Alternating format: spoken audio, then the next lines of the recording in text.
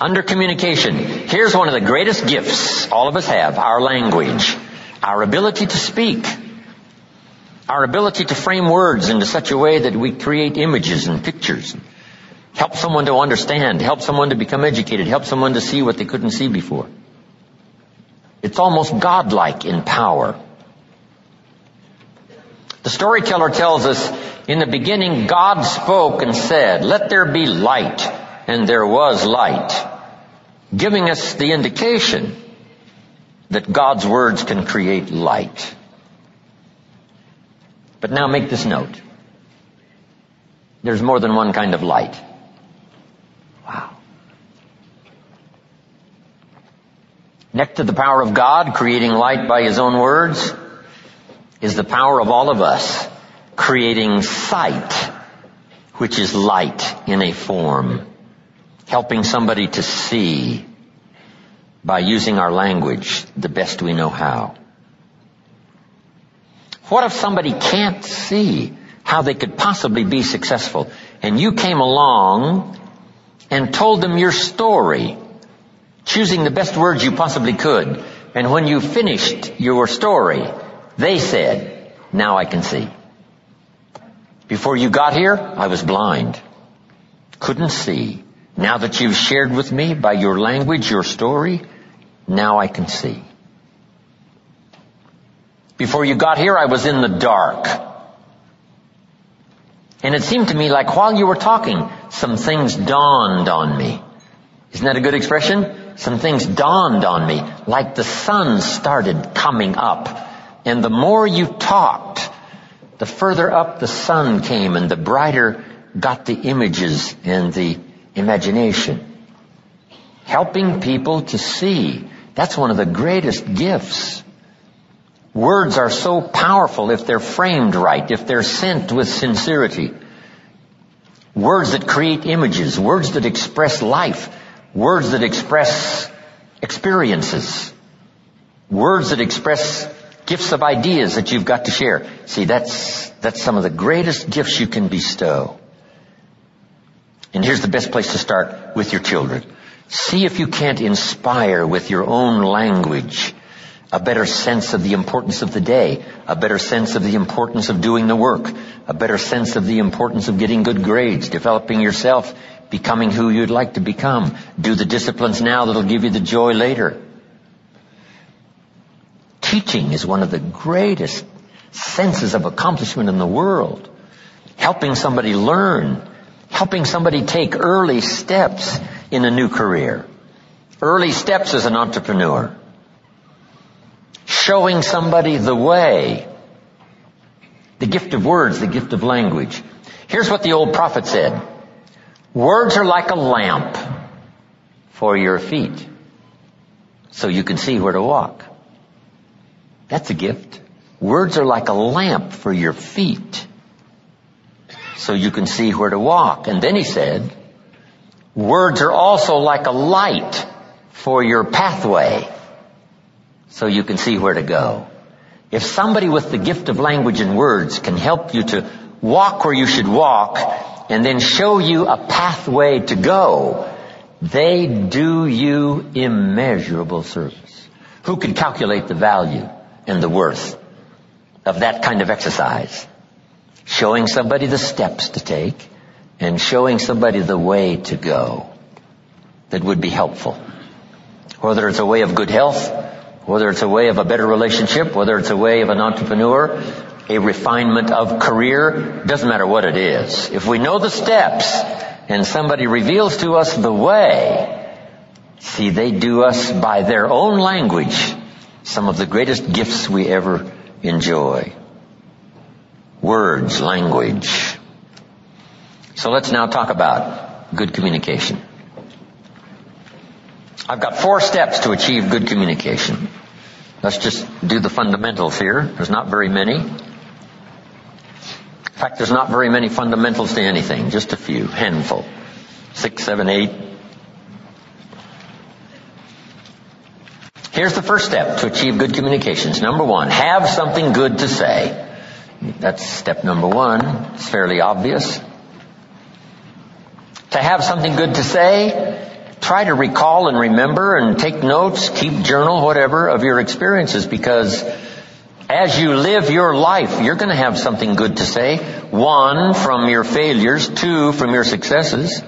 You're going to have something better to say from the mistakes you've made and how you corrected it and bailed yourself out.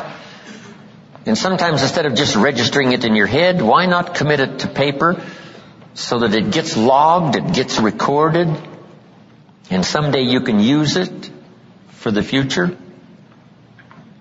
Have something good to say. The key to speaking well, the key to excellent communications is preparation.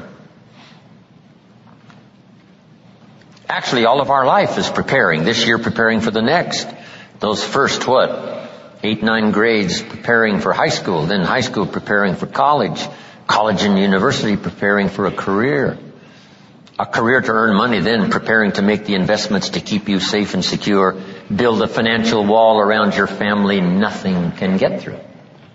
Always preparing for those steps and stages in our life. That's part of the game of life. For humans, it seems like it takes us longer to prepare. When the little wildebeest is born, it only has about 1 hour to get ready to run with the herd and escape the lions. 1 hour. So the little wildebeest, as soon as it's born, tries to stand up, falls down. Its mother nudges it, stand up, falls down. Stand up, come on, try again. Why such urgency? The lions are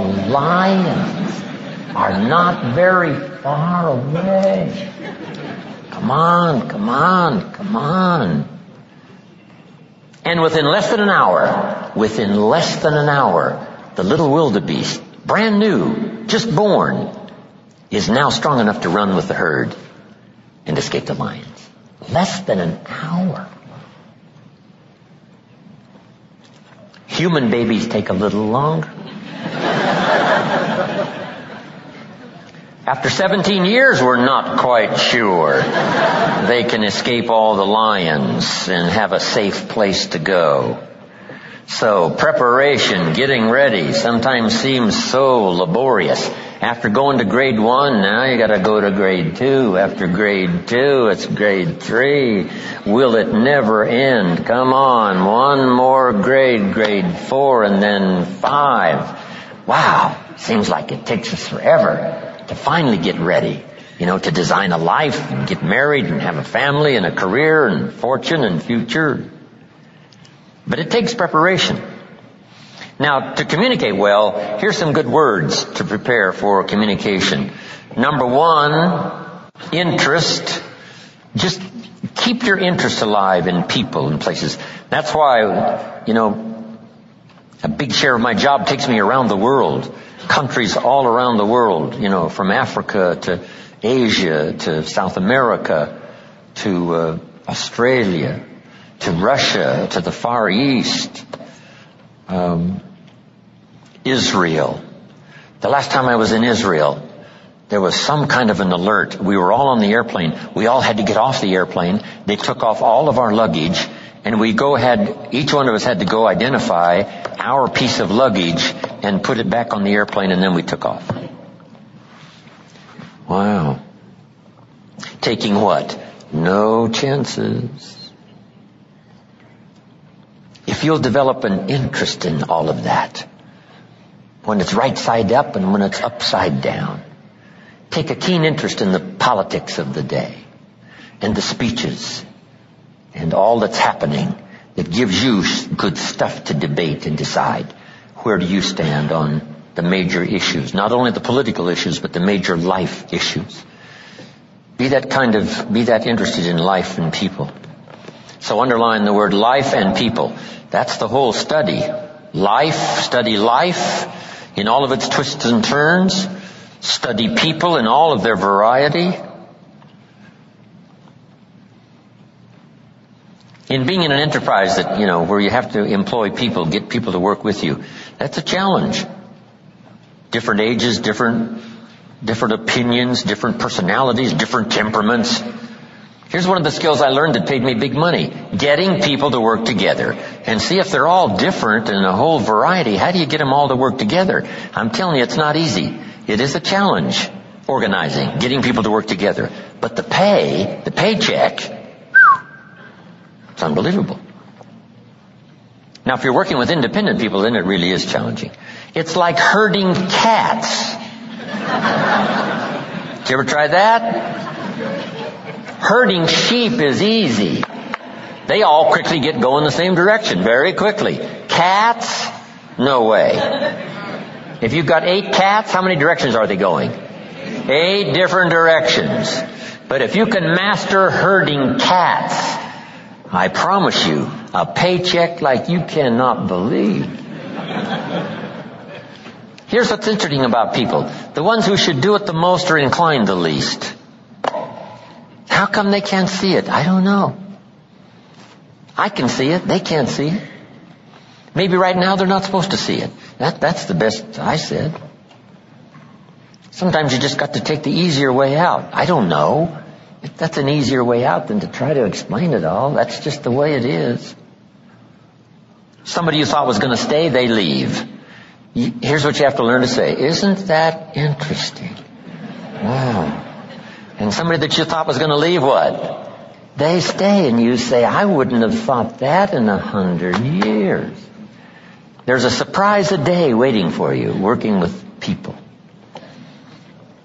And then some people are nice, and some people are not so nice.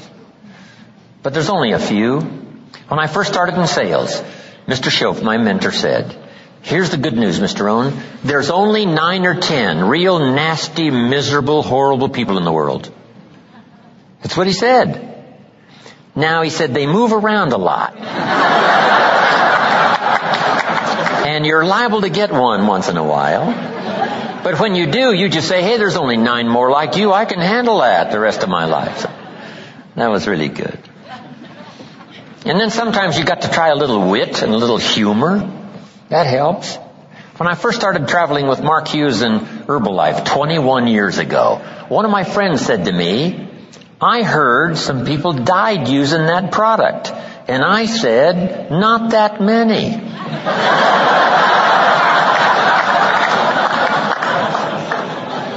Now, it was a silly comment that he made, so I had to think up a silly answer.